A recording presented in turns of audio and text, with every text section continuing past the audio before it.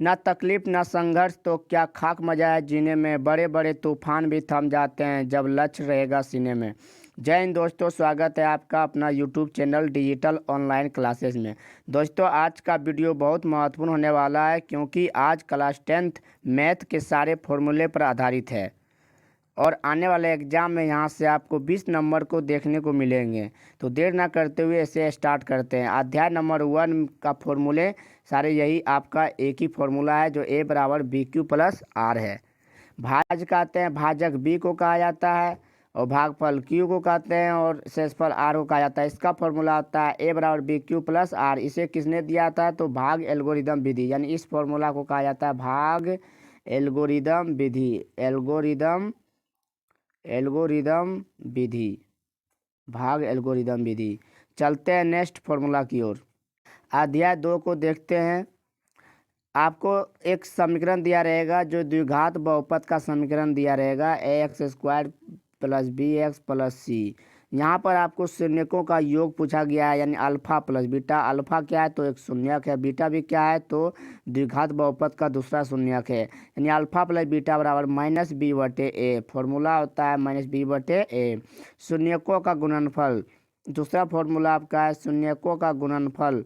इसके बराबर होता है अल्फा इंटू बीटा। इसे अल्फा इंटू बीटा भी कह सकते हैं या शून्यकों का गुणनफल भी कह सकते हैं। तो दोस्त, इसका फॉर्मूला होता है c/a। इसका फॉर्मूला क्या होता है मेरे प्यारे दोस्त? c/a। चलते हैं नेक्स्ट फॉर्मूला को देखते हैं। नेक्स्ट फॉर्मूला आपका है द्विघात बहुपद, यानी द्विघात बहुपद का जो समीकरण होता है, यानी आपको एक शून्यक, यानी द्विघात बहुपद का दो शून्यक अल्फा का मान दे दिया होगा और बीटा का मान दे दिया होगा। तो आप अल्फा प्लस बीटा निकाल सकते हैं वहाँ से और अल्फा इंटू बीटा निकाल सकते हैं और इस द्विघात बहुपद पर आप इसे बैठा सकते हैं, जिससे आपका द्विघात बहुपद निकल जाएगा। द्विघात बहुपद का व्यापक रूप आपका क्या होता है? ax² + bx + c, जहाँ a = नॉट 0, यानी a हमेशा 0 नहीं होना चाहिए। इस बात को एकदम ध्यान रखना है, क्योंकि अगर हम a को 0 मान लेते हैं तो 0x² + bx + c, यानी कि 0 से कोई भी संख्या गुना होता है तो क्या हो जाता है? वो 0 हो जाता है, यानी बचेगा आपके पास क्या? bx + c, जो कि ये द्विघात बहुपद नहीं है। अध्याय 3, जब a1/a2 बराबर नॉट b1/b2 हो तो ग्राफ कैसा होगा? प्रतिच्छेदी होगा। हल कैसा होगा? केवल एक। और युग्म कैसा होगा? तो संगत।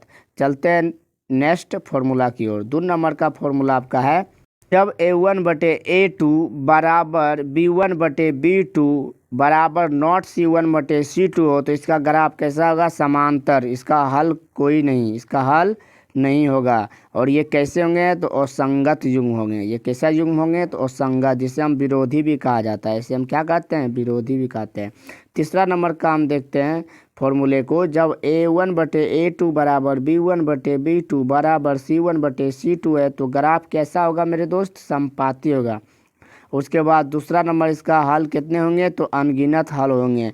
और ये युग्म कैसे होंगे? तो संगत होंगे। अध्याय नंबर 4 में आपका दिया हुआ है, अध्याय 4 में दिया हुआ आपका व्यापक रूप। 1 नंबर है इसका व्यापक रूप, यानी भाई द्विघात बहुपद का क्या है? ये व्यापक रूप है। इसे हम समीकरण कहते हैं। इसे क्या कहते हैं? हम समीकरण कहते हैं। इसमें आपका d बराबर, यानी d को हम बोलते हैं विवेचक। d को हम क्या बोलते हैं? विवेचक। d को हम बोलते हैं विवेचक या विवेकतर। विवेचक या विवेकतर। द्विघात d बराबर क्या होता है? b² - 4ac। b बराबर होता है, d बराबर होता है b² - 4ac।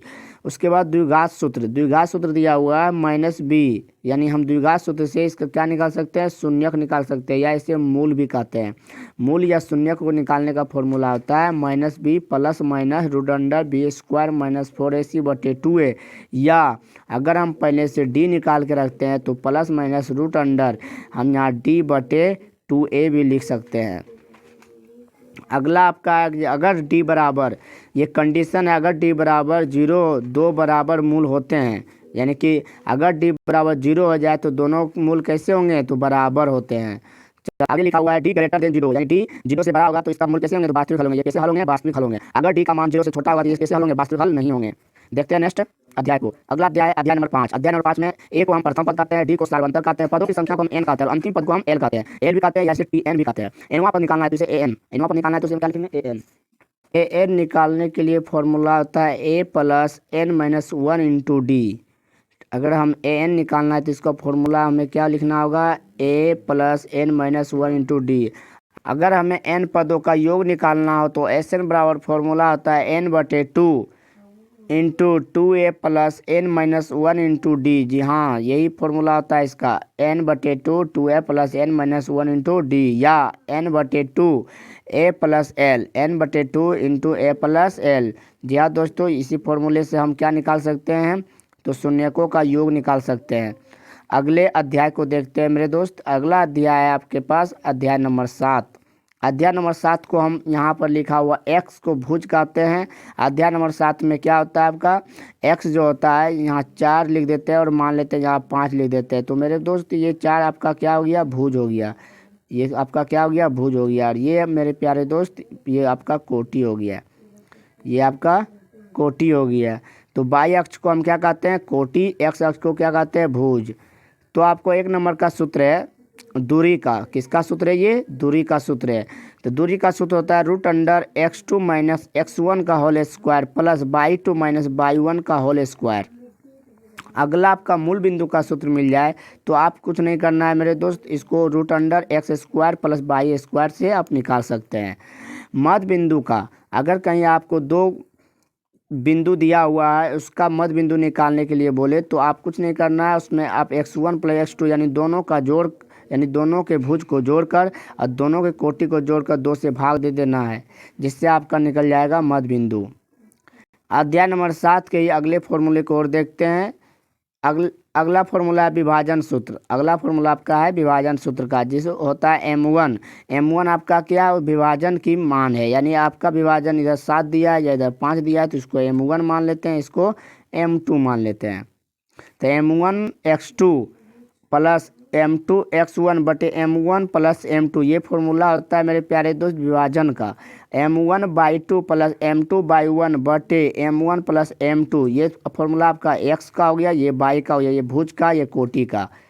तो चलते हैं अगले फॉर्मूले को देखते हैं। अगला त्रिभुज का क्षेत्रफल होता है 1/2 into x1/2 minus by three plus x2/3 minus y one plus x3/1 minus by two. इसको याद करने के लिए कुछ नहीं, 23, 31 और 12 को याद रखना है। इसे हम क्या करना है, x1, x2 और x3 लिख देना है, बाई लिख देना है, बाई लिख देना है, और 23, 31 और 12 को हमें इसमें सेट कर देना है। तो चलते हैं अगले फॉर्मूले ट्रिगोनोमेट्रिक। साइन थीटा बराबर पी बटे एच, कॉस थीटा बराबर बी बटे एच, टेन थीटा बराबर बी बटे बी, कोसेक थीटा बराबर एच बटे पी, कोसेक थीटा बराबर एच बटे बी, कॉट थीटा बराबर बी बटे पी। देखते हैं नेक्स्ट फार्मूला की ओर। नेक्स्ट फार्मूला आपका है पाइथागोरस प्रमेय। पाइथागोरस प्रमेय में हमें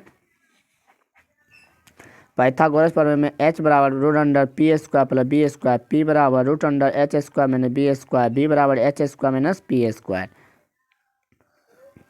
अगला फॉर्मूला देखते हैं। अगला फॉर्मूला है sine square theta plus cos square theta बराबर 1। इसी से इस फॉर्मूला का भी निर्माण हुआ है, ये फॉर्मूला का भी निर्माण हुआ है। अगला देखते हैं sec square theta minus tan square theta बराबर 1। इससे ये दोनों फॉर्मूला का निर्माण हुआ है। अगला आपका है cosec square theta minus cot square theta बराबर 1। इससे 2 फॉर्मूला का निर्माण हुआ है। नेक्स्ट देखते हैं। अगला देखते हैं cosec square theta minus cot square theta बराबर 1। इससे ये 2 फॉर्मूला का निर्माण हुआ है। साइन थीटा गुना कोसेक थीटा बराबर 1 होता है, इसलिए साइन थीटा बराबर 1 बटे कोसेक थीटा। अगला है आपका कोसेक थीटा बराबर 1 बटे साइन थीटा। टेन थीटा बराबर होता है साइन थीटा बटे कोस थीटा। कॉट थीटा बराबर होता है कोस थीटा बटे साइन थीटा। अगला आपका लिखा हुआ है साइन 90 डिग्री माइनस थीटा बराबर कॉस थीटा, और टेन 90 डिग्री माइनस थीटा बराबर कोट थीटा, और सेक 90 डिग्री माइनस थीटा बराबर cosec theta. Cos 90 degree minus theta बराबर sine theta, cot 90 degree minus theta बराबर tan theta, cosec 90 degree minus theta बराबर sec theta. चलते हैं next formula की ओर। Next formula आपका अध्याय 12 का फार्मूला है। अध्याय 12 ये आपको मेंसुरेशन का फॉर्मूला है सारा, यानी वृत्त का क्षेत्रफल पाई आर स्क्वायर, अर्धवृत्त का क्षेत्रफल पाई आर स्क्वायर बटे 2, चतुर्थांश का क्षेत्रफल पाई आर स्क्वायर बटे 4 या 90 डिग्री बटे 360 डिग्री पाई आर स्क्वायर। त्रिज्यखंड का क्षेत्रफल थीटा बटे 360 डिग्री पाई आर स्क्वायर। लघु वृत्त खंड का क्षेत्रफल आपका है थीटा बटे 360 degree pi R square minus 1/2 R square sine theta. दीर्घ वृत्त खंड का क्षेत्रफल है pi R square 360 degree minus theta बटे 360 degree minus 1/2 R square sine theta. परिधि है 2 पाई आर। अर्धवृत्त का परिमाप है पाई आर प्लस 2r या r इंटू पाई प्लस 2। ये फॉर्मूला आपके लिए बहुत महत्वपूर्ण होने वाला है, ये फॉर्मूला आपको बार बार पूछे जाते हैं, पाई आर प्लस 2r या r इंटू पाई प्लस 2। त्रिज्यखंड का क्षेत्रफल, त्रिज्यखंड के चाप की लंबाई दिया है थीटा बटे 360 डिग्री 2 पाई आर। नेक्स्ट अध्याय 13 को देखते हैं। अध्याय 13 में आपको घनाभ का आयतन, लंबाई गुना चौड़ाई गुना ऊंचाई, घनाभ का पृष्ठीय क्षेत्रफल 2 into L B plus B H plus L H, घनाभ का विकर्ण root under L square plus B square plus H square, घनाभ का आयतन एल क्यू, घन का पृष्ठ क्षेत्रफल 6 गुना एल स्क्वायर।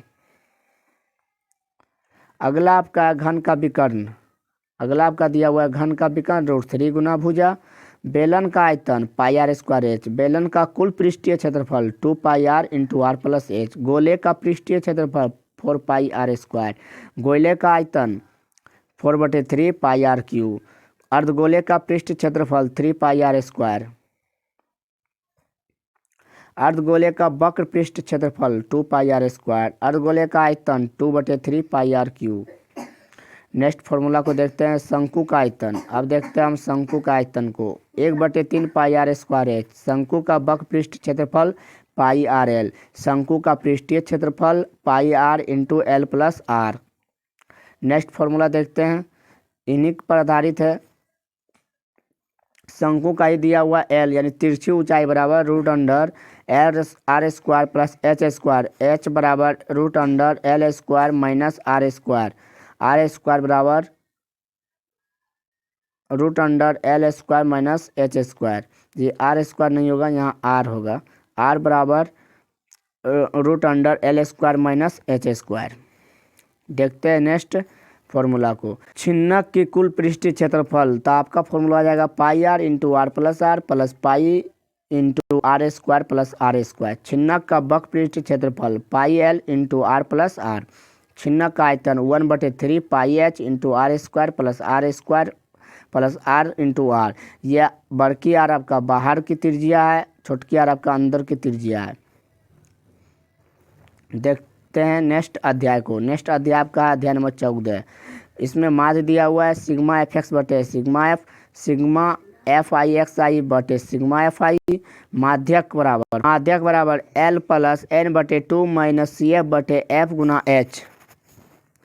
और अगला है फॉर्मूला आपका बहुलक का, बहुलक का फॉर्मूला आपका है L plus F1 minus F0 बटे 2F1 minus F0 minus F2 गुना H। ये फॉर्मूला आपका हो गया बहुलक का। आज का सेशन यहीं समाप्त होता है। अंत तक बने रहने के लिए धन्यवाद। जय हिंद, जय भारत।